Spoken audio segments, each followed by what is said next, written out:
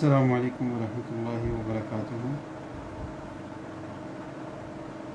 الحمد للہ والصلاة والسلام علی من لا نبی بعدہ واشهد ان لا الہ الا اللہ وحدہ لا شریک لہ واشهد ان محمدا عبدہ ورسولہ۔ اللہم صل علی محمد وعلی آل محمد كما صليت على إبراهيم وعلى آل إبراهيم إنك حميد مجيد۔ اللهم بارك على محمد وعلى آل محمد كما باركت على إبراهيم وعلى آل إبراهيم إنك حميد مجيد۔ اما بعد، ہر قسم کی تمام تعریف اللہ خالق کائنات کے لیے، بے شمار درود و سلام امام الانبیاء رحمۃ اللہ عالمین جناب محمد الرسول اللہ صلی اللہ علیہ وسلم کی ذات گرامی پر حمد و ثنا اور درود و سلام کے بعد، آج کے ہم اس مختصر مجلس میں زکوٰۃ کے احکام کے حوالے سے چند باتیں وہ سمجھنا چاہ رہے ہیں۔ زکوٰۃ کے احکام میں بنیادی طور پہ سمجھنے کی دو چیزیں ہیں۔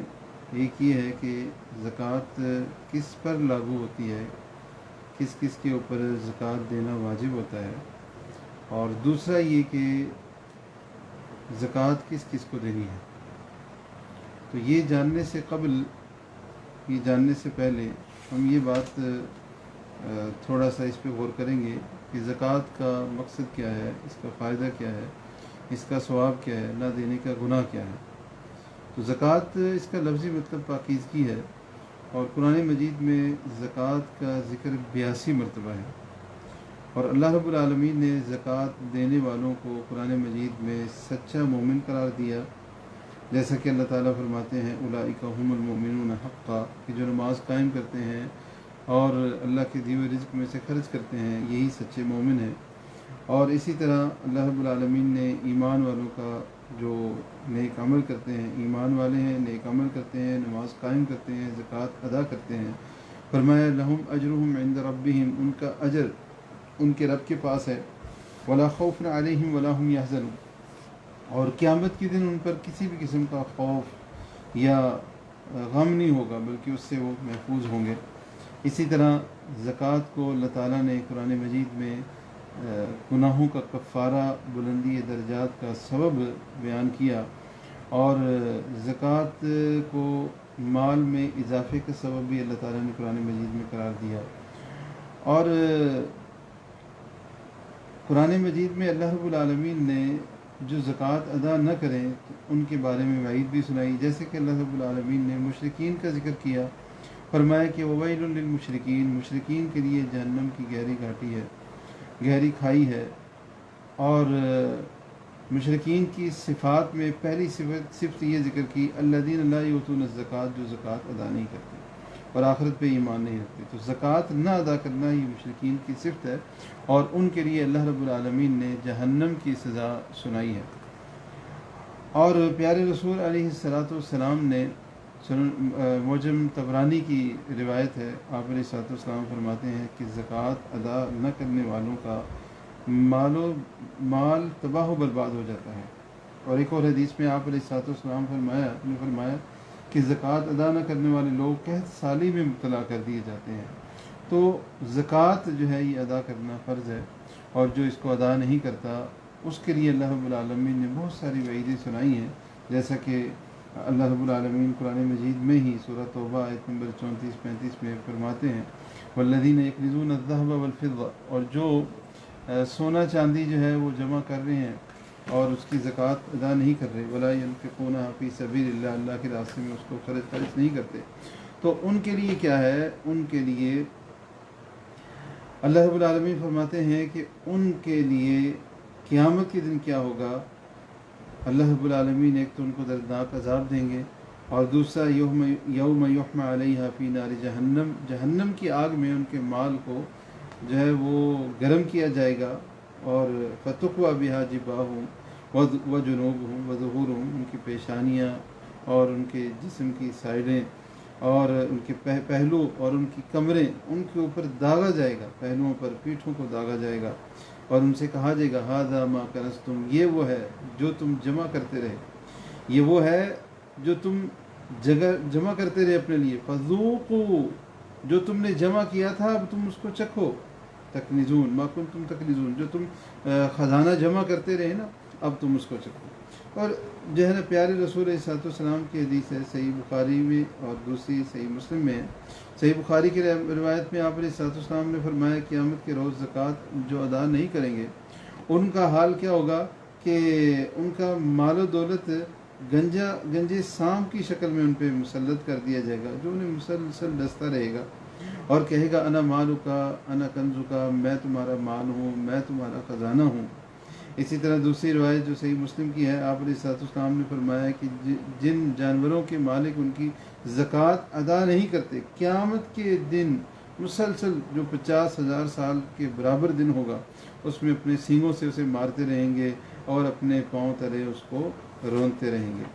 یہاں پہ ایک چیز جو ہے یہ بھی سمجھتے چلے جائیں کہ مال کو جمع کر کے رکھنا، اس کو خرچ نہ کرنا، یہ اچھے لوگوں کی صفات میں سے نہیں ہے۔ اللہ رب العالمین نے قرآن مجید میں انسان کی خامیوں میں سے یہ خامی ذکر کی، جیسے فرمایا وَإِنَّهُ لِحُبِّ الْخَيْرِ لَشَدِيدٌ، کہ انسان کو مال کی بہت چاہ ہے، بہت مال جمع کرنے کی اس کو خواہش ہے، اس کی بڑی محبت ہے۔ وَتُحِبُّونَ الْمَالَ حُبًّا جَمًّا، دوسری جگہ فرمایا سورہ فجر میں کہ تم لوگ مال کی محبت میں بری طرح گرفتار ہو۔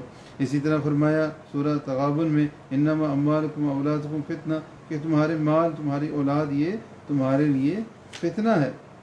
اور جو ہے قیامت کے دن جو لوگ سرکشی دنیا میں کریں گے اور زکوٰۃ ادا نہ کرنا یہ بھی سرکشی ہے، تو وہ کیا کہیں گے؟ قالوا یا ویلنا انا کنا طاغین، وہ کہنے لگیں گے ہائے افسوس، ہم تو دنیا میں سرکش تھے، تو ہم نے وہ سرکشی کیوں کی۔ اسی طرح زکوٰۃ کے حوالے سے بات یہ بھی سمجھ لینی چاہیے ہمیں کہ جہاں زکوٰۃ ادا نہ کرنا یہ گناہ ہے تو اللہ رب العالمین نے وہاں پہ یہ ہمیں جتلایا اور یہ بات سمجھائی قرآن مجید میں بار بار۔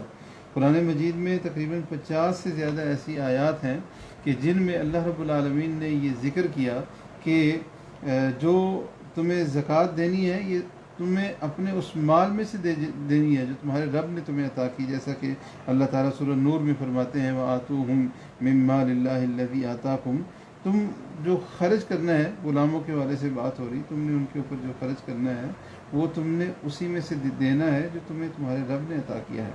اور اسی طرح سورہ حدید میں فرمایا وَانفِقُوا مِمَّا جَعَلَكُم مُّسْتَخْلَفِينَ فِيهِ، کہ جس مال پر اللہ نے تمہیں خلیفہ بنایا ہے، مال تو اللہ کا ہے، اس نے تمہیں عارضی طور پہ دیا ہے، اس میں سے تم خرچ کرو۔ تو 50 سے زیادہ ایسی آیات ہیں جہاں پہ اللہ تعالیٰ یہ فرماتے ہیں جیسے رزقناہم، ہم نے اس کو رزق دیا، رزقہم، ہم نے انہیں رزق دیا، رزقناکم، ہم نے تمہیں رزق دیا، رزقکم، اس رب نے تمہیں رزق عطا کیا۔ تو اللہ تعالیٰ یہ بار بار قرآن مجید میں ہمیں سمجھاتے ہیں۔ یہاں پہ یہ بات بھی ہمیں سمجھ لینی چاہیے کہ حرام مال سے ہمیں بچنا ہے، حرام مال سے اپنے آپ کو بچانا ہے۔ اللہ تعالیٰ نے ہمیں جو دنیا کی زندگی عطا کی ہے اس میں ایک نظام دیا ہے اور اس میں حلال مال کے ذرائع بتلائے ہیں، حرام مال سے بچنے کی تاکید کی گئی ہے۔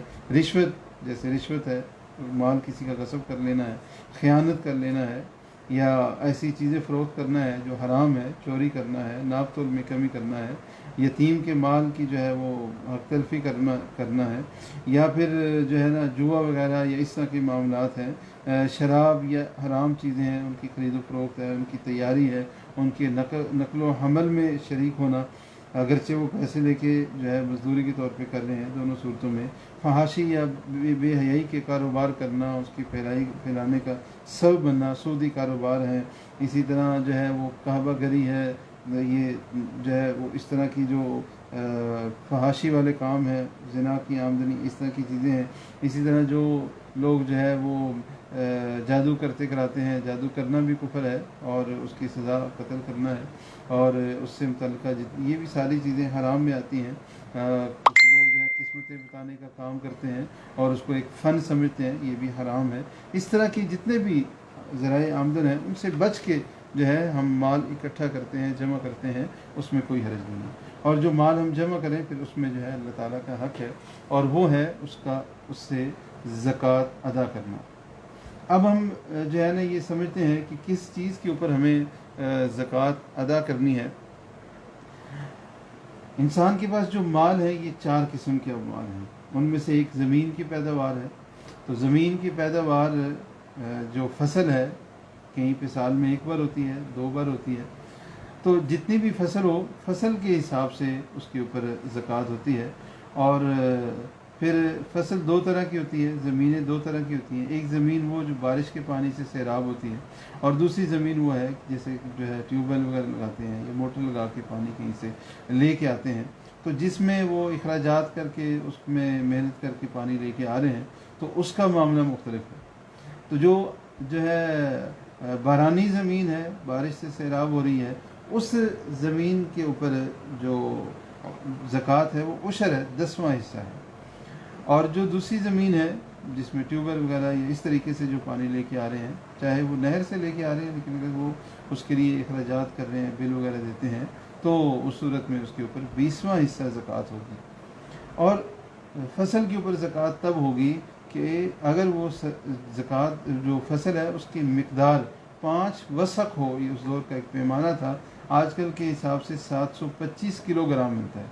725 किलो अगर फसल होगी तो फिर ज़कात होगी। अगर इससे कम फसल है तो उसके ऊपर ज़कात नहीं है। इसी तरह दूसरे किस्म के अमवाल जिनके ऊपर ज़कात होती है वो जानवर हैं, जैसे ऊँट हैं, बकरियां हैं, गाय हैं। तो ऊँट अगर 5 हैं तो उनके ऊपर 1 बकरी ज़कात होती है, और फिर बाकी जितनी तादाद हो उस हिसाब से एक पूरा निसाब है उसका। इसी तरह बकरियां हैं, तो किसी के पास 40 बकरियां हैं तो 1 बकरी उसके ऊपर ज़कात है, और फिर बाकी अगर तादाद ज़्यादा है तो उसका फिर अलग एक निसाब है। गाय का जो है 30 से शुरू होता है, 30 गाय हों तो उसके ऊपर ज़कात शुरू होती है। तो हमारे सुनने वाले अक्सर जो सामीन हैं उनके पास ये जानवर वगैरह तो नहीं होंगे, लेकिन कम अज़ कम मैंने मिक़दार बता दी है। चौथी चीज़ वो सामान तिजारत है। जैसे किसी का कोई दुकान है, उसमें कुछ सामान डाला हुआ है, चाहे जैसे वो करियाना स्टोर है, जैसे यहाँ बकाले होते हैं, या फिर किसी के पास करियाना स्टोर नहीं है लेकिन उसके पास बेचने के लिए मुख्तलिफ़ चीज़ें हैं, जैसे गाड़ियों का सामान होता है, स्पेयर पार्ट्स होते हैं, या किसी भी किस्म की तिजारत है, उसका जो सामान है उस सामान के ऊपर ज़कात होगी। साल गुज़रने के ऊपर उसका हिसाब किया जाएगा।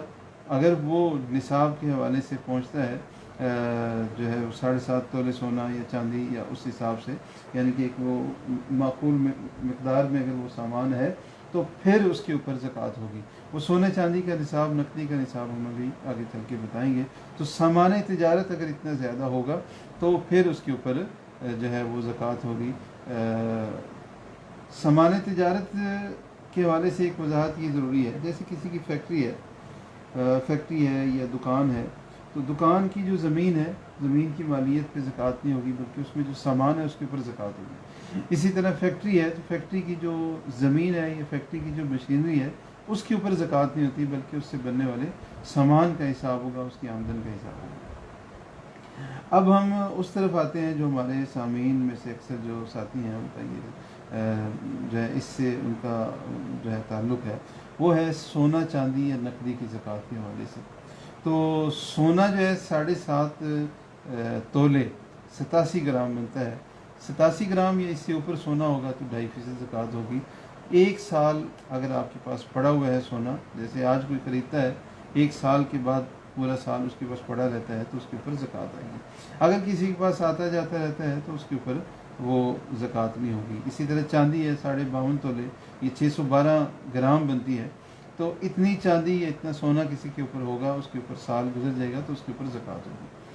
अगर किसी के पास पैसे हैं तो इन दोनों में से, सोना या चांदी में से जिसकी कम कीमत होगी उसके बराबर अगर उसके पास पैसे हैं, जैसे अगर सोने की कीमत अगर 5-6 लाख है, जैसे आजकल पाकिस्तान में तकरीबन ये 7 लाख से ऊपर बनती है, और जो है इंडिया के हिसाब से 60,000 शायद है 1 तोले का रेट, तो वो ही 4 लाख से कुछ ऊपर बनेगा। चांदी है तो उसकी कीमत फिर कम होगी। तो चांदी की जो कीमत 52.5 तोले बनेगी, उसके हिसाब से किसी के पास पैसे हैं, 1 साल गुजर जाता है तो उसके ऊपर ज़कात होगी। इसको थोड़ा सा मज़ीद समझना चाहिए, जो साल गुजरने वाली बात है। कई साथियों को इस हवाले से मसला समझ नहीं आता, तो वो फिर परेशान होते हैं, या कुछ दोस्त पूछते हैं जी हमारी तनख्वाह इतनी है तो उसके ऊपर क्या ज़कात है या नहीं है। तो किसी के पास जो उसकी आमदन में से बचत हो जाती है, एक वो ख़र्च कर देते हैं, ख़र्च के ऊपर ज़कात नहीं है। جو ان کے پاس پیسے بچ جاتے ہیں ان کی بچت ہے، اور وہ بچت اس مقدار کو، جیسے اگر 1,00,000 52.5 تولے 1,00,000 اس کی قیمت ہے، تو اگر کسی کے پاس 1,00,000 جمع ہو جاتا ہے، 1,00,000 روپے جمع ہونے کے بعد ایک سال وہاں سے شروع ہوگا. جب اس کے پاس 1,00,000 اگر نصاب ہے تو 1,00,000 ہو گئے ہیں. اب جو ہے یہاں سے سال شروع ہوگا. ایک سال پورا وہ رقم اگر اس کے پاس پڑی رہتی ہے، اگرچہ اس میں اضافہ بھی ہو جائے، تو سال بعد زکوٰۃ ہوگی. اس میں جو اضافہ ہے اس پہ بھی زکوٰۃ ہوگی. جیسے آج شعبان کی، جیسے آج شاید 26-27 تاریخ ہے، آج کسی بندے کے پاس 1,00,000 موجود ہے، اور یہ 1,00,000 اس کے پاس آج ہی آیا ہے، تو آج سے اس کی وہ گنتی اسلامی لحاظ سے 12 مہینے پورے، اگلے شعبان میں یہی تاریخ ہو جائے گی تو اس کے پاس سال پورا ہو جائے گا. اگر اس کے پاس یہ پیسے موجود ہیں اس وقت بھی، تو ان پیسوں کے اوپر زکوٰۃ آئے گی، اور وہ زکوٰۃ ہوگی 2.5%. اس دوران اگر مزید آتے رہیں، پیسے آ رہے ہیں، جیسے آج 1,00,000 ہے، کچھ مہینے بعد 50,000 اور آیا، پھر مزید کچھ پیسے آئے، تو جب حساب کا وقت آئے گا تو اس وقت جتنے پیسے ہوں گے سب کی اس کو زکوٰۃ 2.5% دینی ہوگی. کسی کے پاس سونا چاندی ہے تو ان کو اکٹھا کر کے پیسے، سونا ہے اور نقدی ہے تو وہ اس کا اکٹھا بھی حساب ہو سکتا ہے. لیکن یہاں پہ ایک چیز اور ہے، کسی کی بیوی کے پاس زیور ہے، والدہ کے پاس زیور ہے، جو اکٹھے رہتے ہیں، یہ کفیل یہ ہے، کفالت یہ کر رہا ہے، اخراجات یہ اٹھا رہا ہے، تو پھر وہ یہ سوچتے ہیں کہ یہ بھی سارا ہمارا مال ہے. یہ ان کا مال نہیں ہے. جو بیوی کا ہے وہ بیوی کا رہے گا، اور جو والدہ کا ہے وہ ان کا رہے گا. علیحدہ علیحدہ حساب ہوگا. اگر والدہ کے پاس 3 تولے ہے، بیوی کے پاس 3 تولے ہے، آپ کے اپنے پاس 2-3 تولے ہے، تو ان کو اکٹھا نہیں جوڑیں گے، بلکہ والدہ کا علیحدہ رہے گا. 3 تولے ہے تو اس کے اوپر زکوٰۃ نہیں ہے. بیوی کے پاس 3-4-5 تولے ہے، 7.5 یا 7.5 سے کم ہے تو اس کے اوپر بھی زکوٰۃ نہیں ہے. 7.5 پورا ہو جائے تو پھر زکوٰۃ ہوگی. ایک سوال اور جو اکثر ساتھیوں کے ذہن میں آتا ہے کہ اگر 7.5 تولے یا اسی طرح جو ہے نقدی یا چاندی کا ہے حساب، تو وہ جو نصاب کو پہنچ جاتا ہے، 7.5 تولے سونا ہے، تو زکوٰۃ کس کی دیں گے؟ 7.5 تولے پورے میں سے 2.5% نکالیں گے، یا اس سے اوپر جو ہوگا اس کا 2.5%؟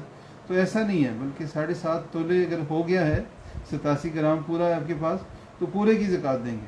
اگر آپ کے پاس جو ہے 90 گرام ہو گیا ہے، 100 گرام ہو گیا ہے، 8-10 تولے ہو گیا ہے، تو پورے 10 تولے کی زکوٰۃ ہوگی. 7.5 نکال کے باقی 2.5 تولے یا کچھ گرام بچا ہے اس کی زکوٰۃ نہیں ہوگی، بلکہ پورے کی زکوٰۃ ہوگی.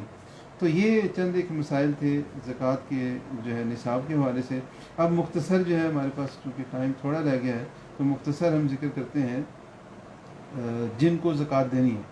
ان میں سے پہلا نمبر جو ہے وہ فقراء ہے. قرآن مجید میں اللہ رب العالمین سورہ توبہ میں آیت نمبر 60 میں جو ہے ان کا ذکر کیا ہے، اور ان میں سے پہلا ذکر اللہ تعالیٰ نے کیا فقراء کا.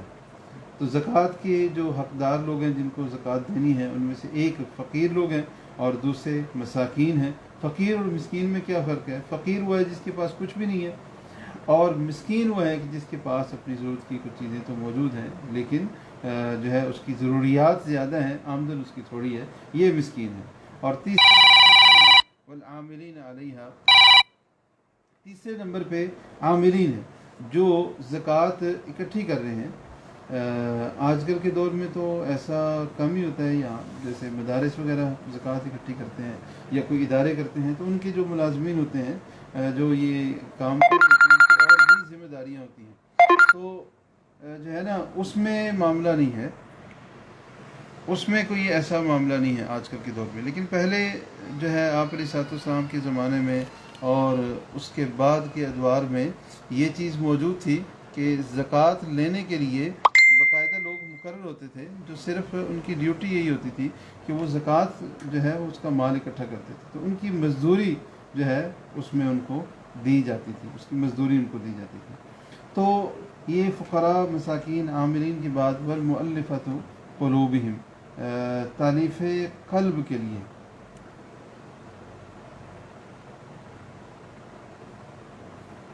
شیخ انیس، آواز سب کو آ رہی ہے شاید؟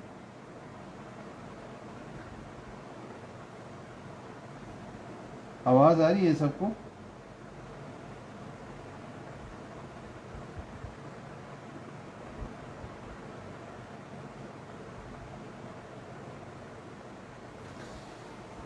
جی، تو ہم بات کر رہے تھے کہ والمؤلفۃ قلوبہم، تالیف قلب کے لیے جن کو تالیف قلب کی سے مراد وہ لوگ ہیں جو نیو مسلم ہیں، جنہوں نے نیا نیا اسلام قبول کیا ہے، تو ان کو تالیف قلب کے لیے دیا جا سکتا ہے. اور اسی طرح جو ہے نا وہ لوگ جو اسلام کے بالکل قریب ہیں، غیر مسلم کو زکوٰۃ دینا جائز نہیں ہے، لیکن تالیف قلب کے لیے جس کے بارے میں بہت زیادہ امید ہے کہ یہ اسلام قبول کر لے گا، تو اس کے حوالے سے جو ہے نا علماء یہ کہتے ہیں کہ اس کو بھی جو ہے زکوٰۃ دی جا سکتی ہے. 5ویں نمبر پہ ہے وہ پھر رقاب، وہ جو پہلے دور میں جیسے غلام ہوا کرتے تھے ان کو آزاد کرنے کے لیے بھی زکوٰۃ خرچ کی جا سکتی ہے. آج کل کے دور میں غلام تو نہیں ہوتے، لیکن اگر کسی کے اوپر کوئی جو ہے نا وہ معاملہ ہے، کوئی کیس وغیرہ ہے، جرمانے ہیں یا کوئی دیت وغیرہ کا معاملہ ہے، وہ جیل میں ہے، تو اس کی دیت یا اس کے اوپر جو جرمانہ ہے وہ بھی زکوٰۃ میں سے ادا کر کے اس کو چھڑایا جا سکتا ہے. اسی طرح کسی کے اوپر قرض ہے تو وہ بھی ادا کیا جا سکتا ہے. 6واں مصرف زکوٰۃ کا وہ ہے غارمین، کہ جو جن کے اوپر کوئی چٹی پڑ جائے. چٹی کا مطلب شاید اردو میں تو یہی استعمال ہوتا ہے، اگر بات ساتھیوں شاید سمجھنا آ رہا، جیسے کسی کو جو ہے کسی کی ضمانت دی ہوئی ہے اور جس کی ضمانت دی ہے وہ بندہ کہیں بھاگ گیا ہے یا کوئی اور ایسا کوئی معاملہ ہو گیا، کوئی حادثہ ہو گیا اور اس کے پیسے اس بندے کے اوپر آ گئے، یعنی کہ کسی قرض نہیں لیا کسی سے لیکن اس کے ذمے وہ پیسے پڑ گئے ہیں، تو اس کو غارمین کہتے ہیں. 7واں مصرف جو ہے وہ فی سبیل اللہ، اللہ کے راستے میں جہاد کے راستے میں خرچ کرنا ہے. 8واں مصرف ابن سبیل، یعنی کہ مسافر کے اوپر خرچ کرنا. مسافر اگرچہ وہ اپنے گھر میں وہ اچھا بھی ہو، مالدار بھی ہو، لیکن جو ہے نا وہ نہیں ہے، اس کے پاس سفر میں ہے اور ضرورت مند ہو گیا، حاجت اس کو پڑ گئی ہے، اب وہ غنی نہیں رہا بلکہ اس کی ضروریات ہیں، ذاتی ختم ہو گیا، یا کوئی بھی مسئلہ ہو سکتا ہے، بیماری ہے، کئی معاملات ہوتے ہیں، تو اگر وہ اس کے پاس ضرورت کی چیزیں نہیں ہیں، ضرورت کے لیے پیسے نہیں ہیں، تو زکوٰۃ میں سے اس کو بھی دیے جا سکتے ہیں. ایک فرق یہ ہے کہ پہلے دور میں لوگوں کا جو ہے نا اپنے گھر میں کہیں رابطہ نہیں ہوا کرتا تھا، ذرائع مواصلات پھنس جاتا ہے حالات کی وجہ سے، معاملات کی وجہ سے، تو ایسی صورت میں بھی جو ہے وہ ضرورت مند ہے، اس کے پاس وہ چٹی بھرنے کے لیے پیسے نہیں ہیں، تو وہ زکوٰۃ میں سے، اس کو غارمین کہتے ہیں، اور ان کو زکوٰۃ بھی ادا کی جا سکتی ہے. تو یہ زکوٰۃ کے کچھ مصارف تھے. بس ایک دو باتیں اور ہیں، وقت ہمارے پاس تھوڑا ہے چونکہ، تو میں زیادہ تفصیل میں نہیں جا رہا. ہمارا یہی درس ہمارے پیش علاوہ تحقیق کر کے جو ضرورت مند ہے صرف انہی کو دینا چاہیے. زکوٰۃ صرف انہی کو دینی چاہیے جو واقعی مستحق ہے. لوگوں کو جو ہے نا، لوگوں نے ایسے کاروبار بنائے ہوئے ہیں مانگنے کے، بھیک مانگنے کے، اس کے اوپر جو ہے اللہ معاف کرے ایسے بھی لوگ ہیں کہ بچوں کو اغوا کر کے ان کو مار پیٹ کے کسی بھی طریقے سے ان کے جسم کے اعضاء کو نقصان پہنچا کے تو ان سے جو ہے وہ یہ کام کرواتے ہیں. تو اس چیز سے جو ہے نا سب کو ہمیں بچانا چاہیے. ایک سوال یہ ہے کہ خونی، ہم اسی طرف آ رہے تھے کہ خونی رشتوں کو دے سکتے ہیں یا نہیں. تو ایک تو یہ ہے کہ مستحق جو ہے وہ ڈھونڈ کے دینا چاہیے. دوسرا یہ ہے کہ جو مستحق ہے زکوٰۃ کا، یہ ان 8 مصارف میں آتا ہے، تو اگر وہ ہمارا پڑوسی ہے تو جو ہے اجر ڈبل ہو جائے گا. ایک اجر تو مستحق ہے اس کو دے رہے ہیں، مسلمان ہے، مستحق ہے. دوسرا اجر اس کے پڑوسی ہونے کا، پڑوسی کی مدد کر رہے ہیں. اور اگر وہ رشتہ دار ہے تو اس کے اوپر ایک تیسرا اجر بھی ملے گا صلہ رحمی کا. تو 3 اجر ملیں گے. اب وہ رشتے کہ جن کو زکوٰۃ نہیں دے سکتے، تو جو آپ کی زیر کفالت ہیں، آپ کے والدین ہیں، آپ کی اولاد ہے، بیوی ہے، ان کو جو ہے زکوٰۃ نہیں دی جا سکتی. بہن بھائی ہیں یا اور رشتہ دار ہیں، خونی رشتہ دار ہیں، قریبی رشتہ دار ہیں، ان کو زکوٰۃ دے سکتے ہیں. بلکہ ایسے کسی قریبی رشتہ دار کو جو جتنا قریبی ہے اس کو دینے کا اتنا زیادہ اجر ملے گا. لیکن ایک چیز لمحہ فکریہ ہے کہ بعض لوگ بہت مالدار ہوتے ہیں، صاحب نصاب ان کی ہو سکتا ہے لاکھوں میں زکوٰۃ نکلتی ہو، تو وہ اپنے بہن بھائیوں کو زکوٰۃ دیتے ہیں. اتنا مالدار بندہ ہے تو اس بندے کو اپنے بہن بھائیوں کو زکوٰۃ کے علاوہ بھی دینا چاہیے، بلکہ ان کو ان کے پاؤں پہ کھڑا ہونے میں مدد دینی چاہیے. تو یہ چند ایک جو ہے وہ باتیں تھیں، مسائل تھے. ابھی میں اسپیکر کھولنے لگا ہوں سب ساتھیوں کے لیے، تو کسی ساتھی کو سوال کرنا ہے تو کر سکتے ہیں. ایک ساتھی کہہ رہے ہیں کہ اسپیکر جو ہے نا آواز رک رک کے آ رہی ہے، تو یہ نیٹ کا جو ہے کبھی مسئلہ بیچ میں ہو جاتا ہے، کبھی ہمارے پاس یا جو سننے والے ساتھی ہیں ان کے پاس، تو تب ایسا ہو جاتا ہے۔ اچھا، کچھ ساتھیوں نے لکھ کے سوال کی ہے، اگر ایک شخص فوت ہو جاتا ہے اور اس کی اولاد صاحب استطاعت ہونے کے باوجود ادا نہیں کرتے تو کیا کوئی ادا کیا جا سکتا ہے؟ مجھے سوال یہ سمجھ آ رہا ہے کہ اگر ایک آدمی فوت ہو گیا اور اس کے اوپر قرض باقی تھا تو کوئی اور ادا کر سکتا ہے یا نہیں؟ تو یقیناً کر سکتا ہے۔ بندہ فوت ہو گیا اور اس کے ذمے قرض ہے تو وہ ادا کرے گا، کوئی اور اس کی ادا کر سکتا ہے، کیونکہ ادا کرنا ضروری ہے۔ لیکن زکوٰۃ کا جو معاملہ ہے تو وہ تو اس کے مال میں سے ادا ہوگی زکوٰۃ۔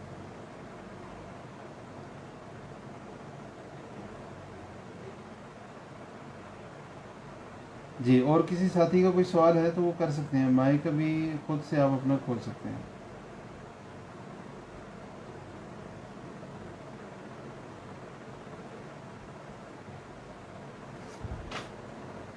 السلام علیکم۔ آپ جی، جو زمین وعلیکم خرید السلام۔ کے رکھتے ہیں اس کے اوپر بھی زکات ہے، جو پلاٹس وغیرہ خریدتے ہیں اس کے اوپر بھی زکات ہے؟ ہاں جی، یہ مسئلہ ہم جو ہے نا وہ بیان نہیں کر سکے۔ اچھا، یہ بھائی نے جو ہے نا وہ سوال کیا تھا، بلال بھائی ہیں، انہوں نے یہ سوال کیا تھا کہ اگر کوئی شخص فوت ہو جاتا ہے اور اس کی اولاد صاحب استطاعت ہونے کے باوجود بھی ادا نہیں کرتی تو کیا ادا نہیں کرتی؟ مجھے یہ سمجھ آیا کہ قرض، ہاں جی، اس شخص کے اوپر قرض ہے، کوئی بندہ فوت ہو گیا اس کے اوپر قرض ہے تو وہ دوسرے لوگ قرض ادا کر سکتے ہیں، کوئی بھی ادا کر سکتا ہے، اور زکوٰۃ میں سے بھی وہ قرض ادا کیا جا سکتا ہے۔ اور جو ابھی ایک اور بھائی کا سوال تھا، عبد المقید بھائی ہیں شاید نجران سے، ماشاءاللہ پرانے ہمارے ساتھی ہیں، تو انہوں نے سوال کیا کہ پلاٹ وغیرہ جو ہے نا، تو یہ مسئلہ ہمیں جو ہے یہ بھی ایک اہم مسئلہ ہے، اور بعض ساتھیوں نے پہلے بھی سوال کیا ہے کہ کسی نے کوئی زمین پلاٹ خریدی ہوئی ہے تو اگر تو اپنی رہائش کے لیے گھر بنانا ہے تو اس کے اوپر زکوٰۃ نہیں ہے، لیکن خرید و فروخت کے لیے رکھا ہے، ایک بندہ کاروبار کرتا ہے جو پلاٹ اور مکان خریدتا ہے اور بیچتا ہے تو وہ سامان تجارت میں آئے گا۔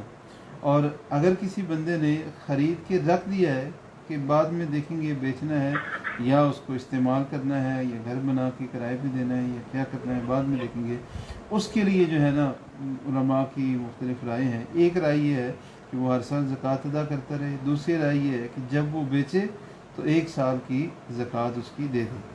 تو سامان تجارت کے طور پہ اگر پلاٹ کسی کا کاروبار یہ ہے خرید کے بیچتے ہیں تو اس کا معاملہ مختلف ہے، لیکن اگر کسی نے اپنی ذات کے لیے لے کے رکھا ہے، گھر کے لیے نہیں ویسے لے کے رکھا ہے بچت کے طور پہ، تو اس میں علماء کی 2 رائے ہیں کہ اگر وہ جو ہے نا اس کو بیچنے کا ارادہ ہے تو جب بیچے تو ایک بار زکوٰۃ 1 سال کی دے دے، بعض پھر علماء یہ کہتے ہیں کہ اس ساتھ ساتھ زکوٰۃ دیتا رہے یا اکٹھی دے دے۔ تو بہرحال یہ اس میں مختلف رائے ہیں، وہ میں نے واضح کر دی ہیں۔ اللہ تعالیٰ ہمیں عمل کی توفیق دے دے۔ جی، اب اور کس ساتھی کا سوال ہے؟ جی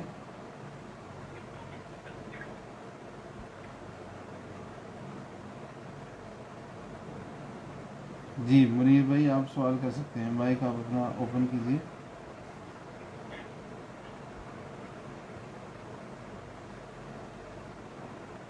نہیں، آپ کا مائک ابھی بند ہے، آپ اس کو ان میوٹ کریں گے تو پھر ہوگا۔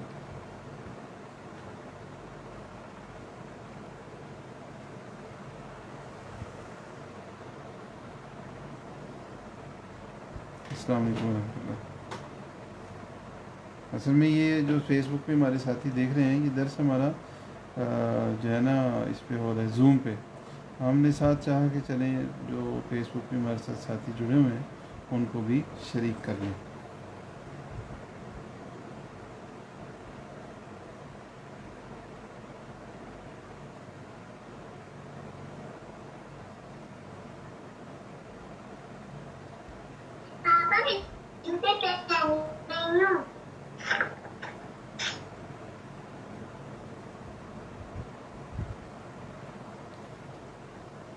تو ہم ابھی فیس بک سے اس کو بند کر دیتے ہیں۔ جی منیر بھائی آپ سوال کیجئے اپنا۔ اصل میں یہ ہمارا جو ہے نا زوم ہم نے یہ خریدا ہوا نہیں ہے، اس لیے 40 منٹ بعد یہ بند ہو جاتا ہے. تو جن ساتھیوں کو پتہ تھا وہ تو جوائن کر رہے ہیں. تو بہرحال آپ اپنا سوال کر لیں تو پھر ہم میٹنگ کو اینڈ کر دیں گے.